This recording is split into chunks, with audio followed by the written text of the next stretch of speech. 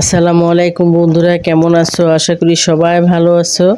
আমিও তোমাদের দোয়ায় খুব ভালো আছি। এই বর্ষাতে আর ভাদ্র মাসের তালের সিজন যখন থাকে তখন তালের পিঠা সবারই খেতে মন চায়, আমারও মন চাইছে। এই জন্য এই যে দেখো, এখানে আমি তাল নিয়েছি। এটা এই বছরের তালে আমি 2-1 দিন আগে এটা রেখে দিয়েছিলাম। এখন তালটা নিয়ে নিব, তারপরে দিয়ে দিব একটা নারকেল। এখানে একটা পরিমাণ নারকেল আছে। নারকেলটা একটু বেশি দিলে আসলে বেশি মজা লাগে, তারপরেও সব কিছু দেওয়ার একটা পরিমাণ আছে। এখন দিয়ে দিলাম 1 কাপের চেয়েও একটু বেশি চিনি, তবে যে যেরকম চিনি পছন্দ করে ওরকমই দিতে হয়। দিয়ে দিলাম 1 কাপ ময়দা বা আটা, আর দিয়ে দিব 3 কাপ চালের গুঁড়া।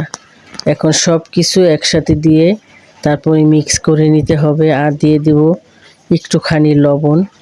লবণটা আসলে মিষ্টি খাবারে লবণটা দিলে কিন্তু এর স্বাদটা বেড়ে যায়। আর এখানে তালটা কিন্তু অনেক মিষ্টি ছিল, আর যারা বেশি মিষ্টি পছন্দ করে তারা আরেকটু বেশিও দিতে পারো। মিষ্টি যে যেরকম পছন্দ ওরকমই। আমাদের বাসায় আবার মিষ্টি তেমন একটা পছন্দ করে না, মানে বেশি কড়া মিষ্টি খায় না, এজন্য আমি একটু হালকা মিষ্টিই দিলাম। এখন ভালোভাবে এটাকে, শুকনো আটা যেহেতু, এটা ভালোভাবে এভাবে করে মুথে নিতে হবে।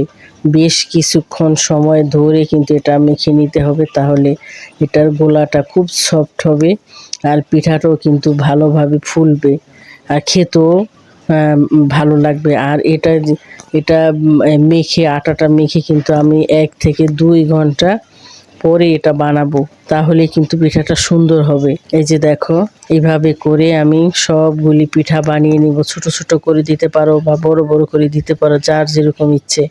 আমার এই ভিডিওটি দেখে একটা লাইক দাও, শেয়ার করো, আর তোমার বন্ধুদের সাথে শেয়ার করে দাও, তাহলে সবাই দেখতে পাবে। আর আমার চ্যানেলটি এখনো যারা সাবস্ক্রাইব করোনি, এখনই সাবস্ক্রাইব করে ফেলো, আর পাশে থাকা বেল আইকনে ক্লিক করো, তাহলে যখনই আমি নতুন ভিডিও আপলোড দেব সঙ্গে সঙ্গে নোটিফিকেশন চলে যাবে।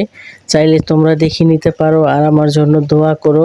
আর আমার চ্যানেলটি তোমরা, আমার ভিডিওটি কেমন লাগে তোমরা লিখে জানাও। ভালো হোক মন্দ হোক অবশ্যই কমেন্ট বক্সে লিখে জানাবা কেমন। ভালো থাকো, সুস্থ থাকো, আল্লাহ হাফেজ।